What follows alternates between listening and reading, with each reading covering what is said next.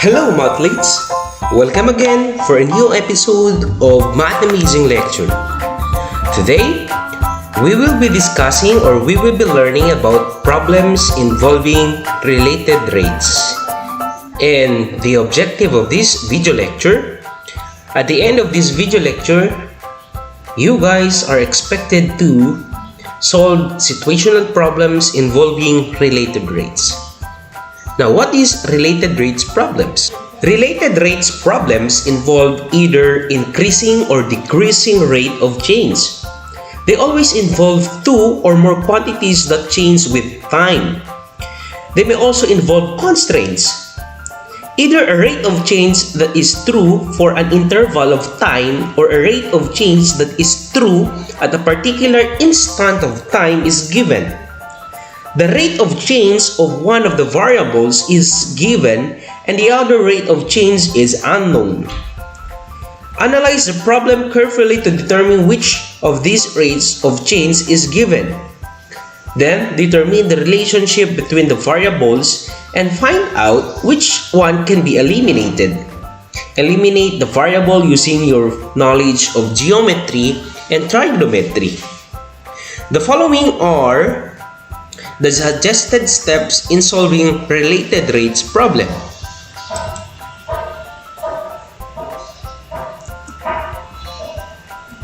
First, draw the picture if applicable.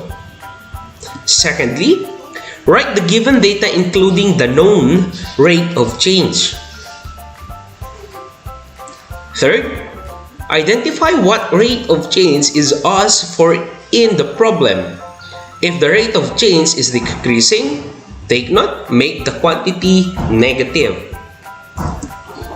Use your knowledge of geometry or trigonometry to be able to write one variable in terms of the other variable. Fifth, write an equation that relates the variables concerned. And for the sixth step, differentiate both sides of the equation with respect to time. So we need to get the derivative. The chain rule and implicit differentiation are needed in this step. Do not substitute values for variables that are changing before taking the derivative. We need to take note this particular step. Do not substitute the values of variables that are changing before taking the derivative. That's very important rule. For the seventh rule or step, substitute the known rate of change, the known quantity in the equation. Okay, we need to substitute all the given change and the known quantity in the equation or rate of change. For number 8, for the last step, we need to solve the required rate of change or whatever the unknown in the given problem. Now let's have example for us to understand further on how to solve problems involving related rates. Let's take this first example. A ladder 12 meters long is leaning against the wall of a building. So let's have an illustration. So that's the 12 meters ladder which is leaning against the wall.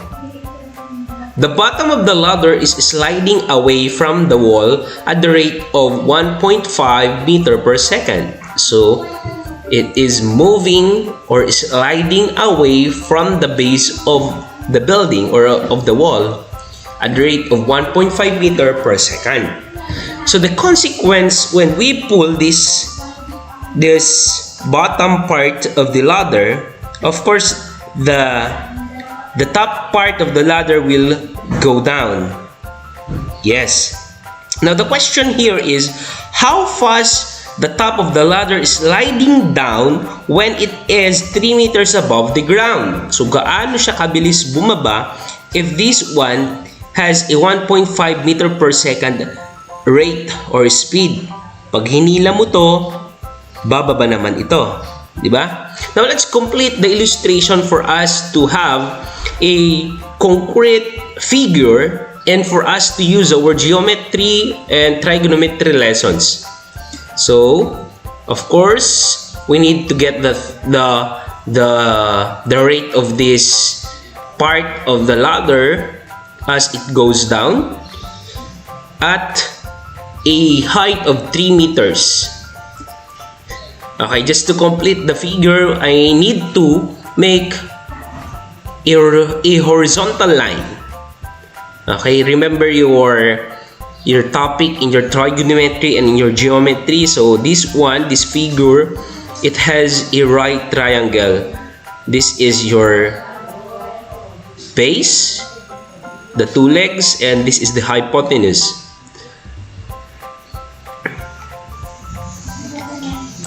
Okay, for the first step, we need to take down all the known or given data in the problem.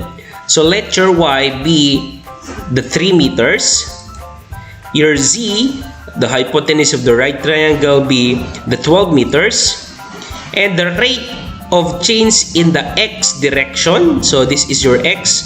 When we say dx over dt, that's the change of your x with respect to time, which is equal to 1.5 meters per second.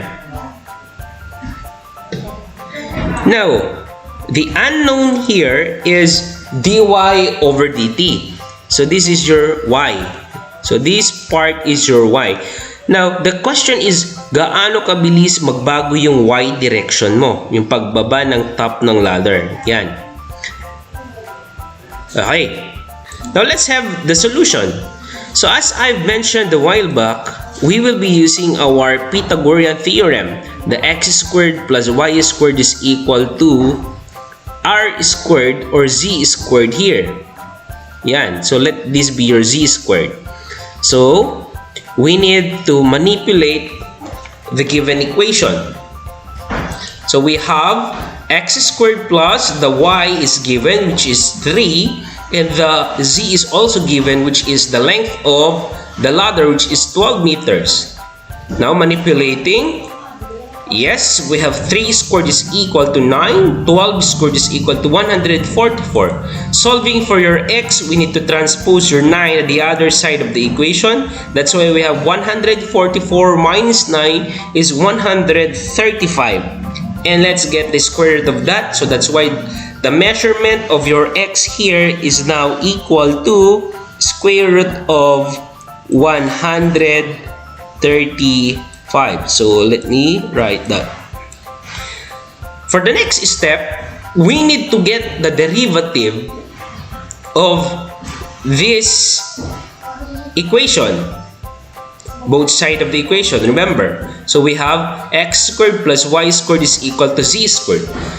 As I've mentioned a while back in the given steps in solving problems involving related rates, we need to solve this using your chain rule and your implicit differentiation. So what is the derivative of x squared? And we need to take the derivative with respect to time, not with respect to y anymore. So it's the rate of change. That's why we are getting or evaluating all the derivatives of these terms with respect to time. So that's dt. Now, what is the derivative of x squared? Yes, we have 2x, and the derivative of your x with respect to time is dx over dt. Same is true with your y squared. The derivative of your y squared here is 2y, and the derivative of your y is dy over dt. Equals, the derivative of z squared is 2z, and the derivative of your z is dz over dt. I think we could also cancel our 2 here kasi lahat naman ng term meron tayong 2, just to simplify. So we have x times dx over dt plus y over times dy over dt equals z times dz over dt. The next step is we need to substitute. Yes, substitute the given rate of change to this derived equation after getting its derivative. So your x here is the square root of 135 times the rate of dx over dt, the rate of the change in the x direction, which is equal to 1.5 meter per second, plus your y is equal to 3 meters, that's given. dy over dt that's the unknown, so let that be your dy over dt pa rin, which is the unknown, which is now equal to 12 times 0. The value of z is the length of the ladder, which is 12 meters. And the change of the dz and the dt, of course, walang nagbago dun sa length ng ladder. That's why it's equal to 0. Now, will be our working equation for us to solve the dy over dt. Here, we need to transpose your square root of 135 times 1.5. That's why we have negative square root of 135 times 1.5. Then divide both sides by 3 because of that 3. Then we arrive at this final answer, negative 5.809 meter per second. Why it's negative? Because the direction of the change is going down. Remember that. That's a reminder for us that if the change is, or the direction of the change is, it's either downward or leftward, the quantity must be in negative. I hope you've got my explanation about this problem. I think we now proceed to the second example. The second example says a man 1.8 meters, so that's the height of the man or of the person, is walking away from 5.5 meters tall lamp post at the rate of 120 centimeter per second. So there is a post and a man which is walking away from this particular post. The length or the height of the post is 5.5 meters. The height of the person is 1.8 meters, which has a rate of change or speed while walking a 120 centimeter per second. Now, just to help us in the figure, we need to form a geometrical or trigonometrical figure here. So, same is true with the other problem. We have here a baseline figure which is a right triangle. Now, there are how many right triangles we have in this particular figure? If your answer is 1, I think you've missed 1. So yes, there are 2 right triangles in this particular figure. We have this bigger triangle here and we have this smaller triangle here. Okay? Now, our first step here is we need to convert the quantities, the unit of measurement, since they have different unit of measurements. If you observe, we have meters, then the rate becomes centimeters. So we need a uniform unit of measurement. And of course, just to complete the figure again, I have indicated here the x, the distance from the post to the person. S, just to indicate the shadow that's from the man and from to the tip of its shadow. Okay, for the first task is we need to find the rate of change of the length of his shadow is changing. And for letter B, find the rate of which the tip of his shadow is changing. Okay, now let's convert. The 5.5 meters becomes 550 centimeters. And your 1.8 meters, the height of the man, of the person, it becomes 180 centimeter. And writing the known rate of change, which is the rate of this man, as he walks away from this pose, the change of the x is dx over dt, which is equal to 120 centimeters per second. Now, what is unknown in the problem? The unknown in the problem is ds over dt, the rate of which the tip of his shadow is changing, and our dy over dt. I mean, here, the ds over dt is the length of his shadow is changing. Yung anino niya, gaano kabilis magbago. Of course, when this man walks away from this lamppost, magbabago yung anino niya, the length of each shadow. And we have the dy over dt, finding the rate of which the tip of his shadow is changing. Now, let's take the letter A problem, finding the length or the rate of which the length of his shadow is changing. Of course, we need again the help of our trigonometry and geometric knowledge here, ideas here. So if you observe, we have here two right triangles, and we will be using your triangle similarities. So ratio and proportion. S is to 180. So from this side of the smaller triangle,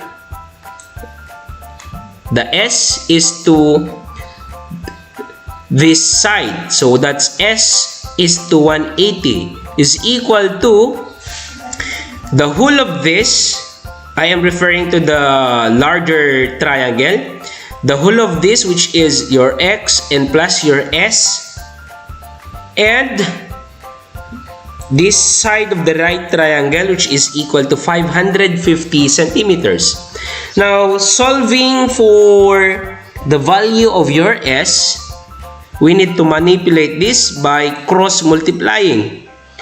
We have now 550 times S is 550S, which is equal to, cross-multiply then distribute, 180 times X is 180X, 180 times S is 180S. Combining like terms, we have 550 transpose that, 550 less 180 is 370S, which is equal now to 180X.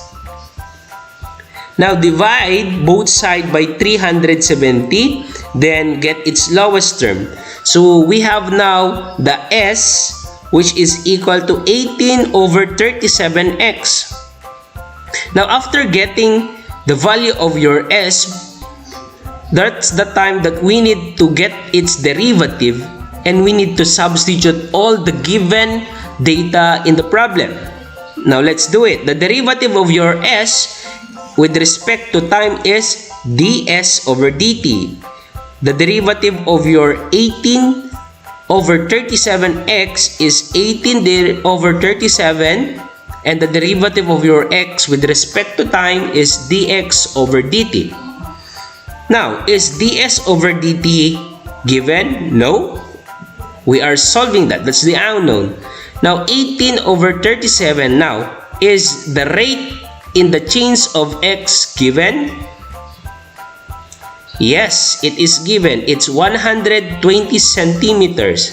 So we just need to put or substitute here the 120.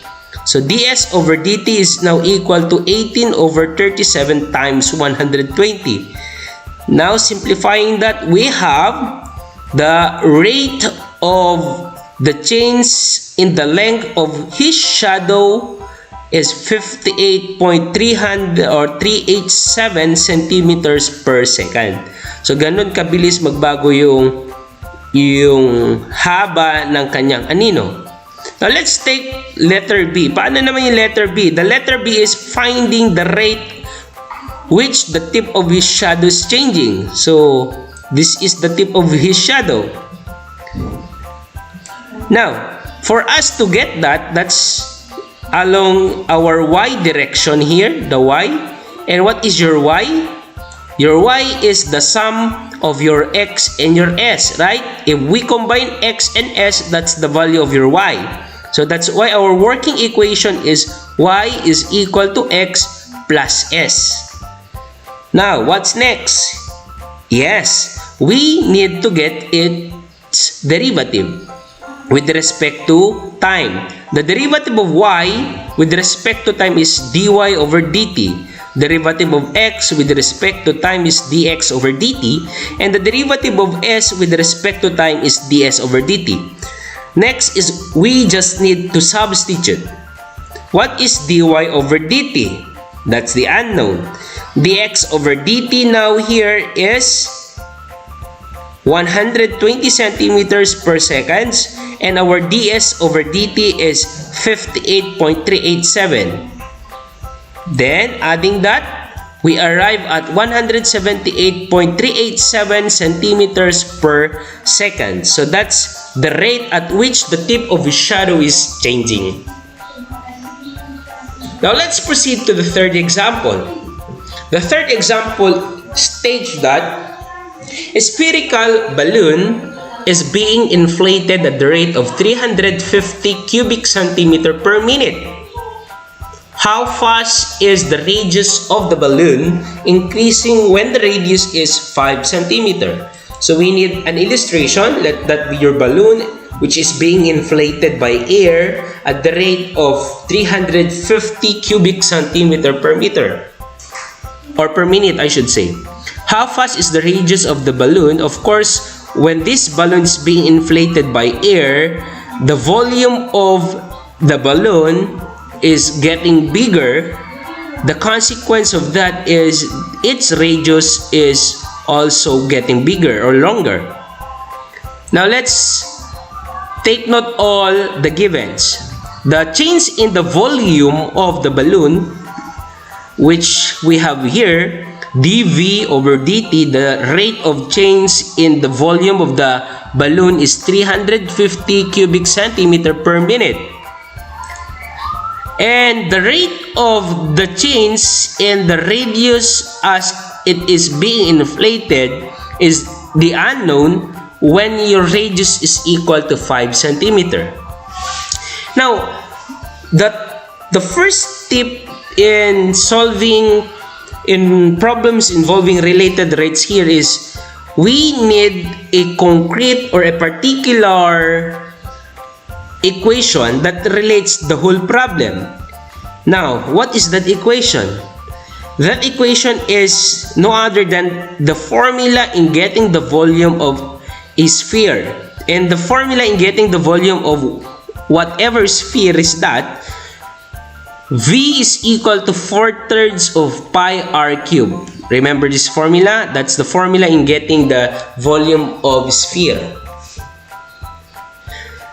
Next, of course, we need to differentiate, getting its derivative. The derivative of your V with respect to time is dV over dt is equal to, get the derivative of this, 4/3 pi. Remember, pi here is not a variable, it is a constant. That's why we just need to copy and multiply on the exponent, which is the 3, less 1 in the exponent, that's why it becomes 2. And don't forget to get the derivative of your r with respect to time, that's why we have dr over dt. Next, we just need to simplify this equation. We have dv over dt, which is equal to 3, or here we have that 3r cubed. So cancel your 3, that's why wala nang 3 dito, and let's substitute the given radius here as we solve the rate of change in the radius. So we have 5, substitute your 5 there, then dr over dt. Now let's again substitute this dv over dt. What is dv over dt? The rate of change in the volume, which is equal to 350 cubic centimeter per minute. So let's substitute. 350 is equal to 4 pi 5 squared dr over dt. Let's simplify. Your 5 squared is 25 times 4 is 100. We have pi, that's a constant. Then solving your dr over dt, we need to divide both side by 100, right? By 100 pi. Sorry. 100 pi. Sige, 100 pi. Just to cancel your 100 pi. And of course, we have here 100 pi. So that's why we have dr over dt, which is equal to 350 over 100 pi. Cancel your 0. So we have 35 over 10, or simplifying that further, we have 1.114 centimeter per minute. So that's the rate of change in the radius of the balloon as it is being inflated at the rate of 350 cubic centimeter per minute. Let's proceed to the fourth example. A tank is in the form of an inverted right circular cone. So that's it. That's the figure. Its height is 5 meters and its top rim, which is circular in shape, has a radius of 2 meters. So let's take all the given and let's form a figure, or let's make a figure or a picture. Water is being pumped in the tank at the rate of 0.4 cubic meter per minute. At what rate is the level of water rising when the water in the tank is 3 meters deep? So let's complete the figure first. So of course, when we put, or if we will fill this particular reservoir or container with the water, we have these two rims, the larger rim and the smaller rim. We have the larger rim, the top of the container, the radius is 2 meters, and the radius of the water, top of the water, is unknown. Let's put that as r, and its height is h, and the total height of the reservoir or the container or the tank is 5 meters. Now let's take note all the given. The height of the tank is 5 meters. The radius of rim is 2 meters. The rate of the change in the volume of the water is 0.4 cubic meter per minute. And the rate of height of the water is unknown at particular height, which is equal to 3. It is obvious that we will be using the formula of the volume of a particular cone. But before that, I want you to focus in this particular figure. We have here, what is this figure? Yes, it is still a right triangle. So, again, sulat natin yung mga given. We have 2 meters, the r, the 5 meters length of this height, and the small h.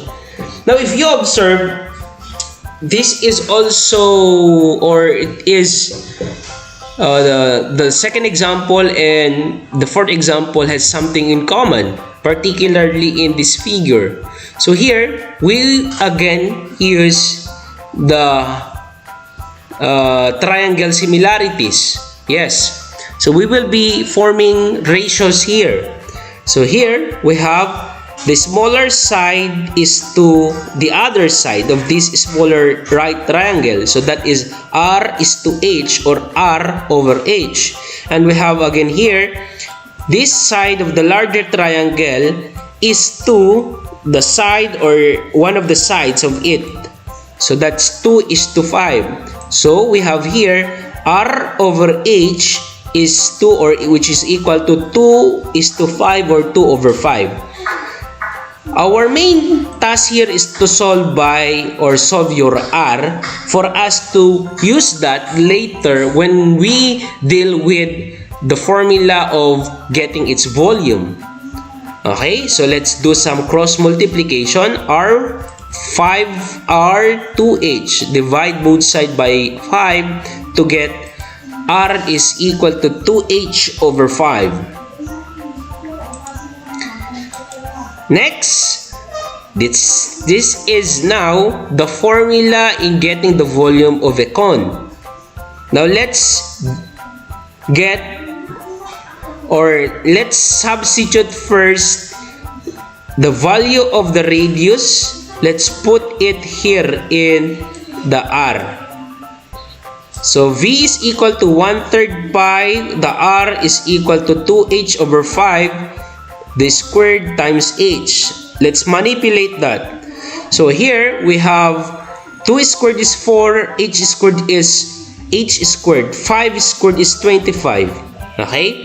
We have another H there, that's why we need to multiply. It becomes H to the 3rd power. That's it.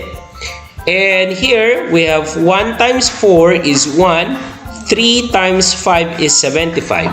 Okay? So we arrive at this new equation. V is equal to 4 over 75 times pi h cubed. Next is getting its derivative. The derivative of V is, of course, dV over dt is equal to, rewrite your 4 over 75 pi. Here, the derivative of your x cube is, bring down your 3, subtract 1 from the 3. That's why we have squared there. Then, don't forget to write the derivative of your h, which is dH over dt. Now, let's substitute this further. The dV, which is 0.4. The dV over dt, or let's manipulate this first. We have 3 times 4 is 12 over 75. dV over dt is equal to, let's simplify 12 over 75. It becomes 4 over 25. So we have dV over dt is equal to 4 pi over 25 h squared dH over dt. That's the time we need to substitute. Your dV over dt is the given 0.4 cubic meter per minute. 4 pi over 25, the range or the height is equal to 3. Yun. So let's substitute 3 squared dx or dH over dt. What is 3 squared? That's 9 times 4, that's 36. So I have 36 pi over 25. Let's do some, or let's divide both sides by 36 pi over 25, or it's up to you. Pwede rin naman cross multiplication, or that's it. The question here is, bakit nabaliktad? Kasi nga, when we divide fractions, di ba, we just need to get its reciprocal, then multiply it to the other multiplier, right? So, that's it. That's the reason why. Now, 0.4 times 25 is 10 over 36 pi. Now, simplifying that further, we have dH over dt, which is equal to 5. What is in common? It's 2. So, 10 divided by 2, 5. 36 divided by 2 is 18 pi. So, we have here 5 over 18 pi meters per minute. Sir, bakit meters hindi na nagiging cubic meter? Because this is the rate of change in the height of the water. So, when we say height, that is a linear unit. So, that's why we have meter only. Kasi kung nilagyan nyo yan ng cubic, it is not a volume, mali yung magiging final answer natin. Okay? I hope that's clear. Now, let's proceed to the 5th example. A plastic container in the shape of cylinder is being filled with coconut juice at the rate of 450 pi cubic centimeters per second. If the radius of the plastic container is 20 centimeter, how fast is the height of the coconut juice rising? So, pag nilagyan daw to ng coconut juice, of course, tataas yung tubig. Ngayon, gaano kabilis yung pagtaas ng tubig? That's the dH over dt. That's the unknown. Let's rewrite all the known values. Oops, we have the radius, which is equal to 20 centimeters. The rate of the volume is 450 pi cubic centimeter per second. And what is unknown? It's the height, the rate of the height. Volume is equal to pi r squared h. This is the formula in getting the volume of a particular cylinder. Okay, now what's next? Okay, we need to substitute the radius, which is 20 centimeter, in the formula. So we have V is equal to pi 20 squared. I think that's 400. So the volume is 400 pi h. This is the time that we need now to get its derivative. The derivative of V with respect to time is dV over dt. And the derivative of 400 pi h, again, don't forget that your pi here is still a constant. 400 pi, rewrite, and the derivative of your h is dH over dt. Again, let's substitute. What is dV over dt? That's given. Yes, it's 450 pi is equal to 400 pi. Then let's solve for the unknown, which is your dH over dt. Let's divide both sides by 400 pi just to cancel your 400 pi. So here we have 450 over 400. Then let's cancel your pi, cancel also one of the zeros. Then 45 divided by 40 is 9 over 8. Then don't forget the unit of measurement, which is centimeter per second. This is the rate of the height of the coconut juice rising. Kung gaano kabilis yung height ng coconut juice kapag nilagyan ito ng coconut juice at the rate of 450 cubic centimeter per second. Okay, ladies and gentlemen, dear mathletes, that ends our lecture. I hope you've learned something. Again, dear mathletes, happy learning!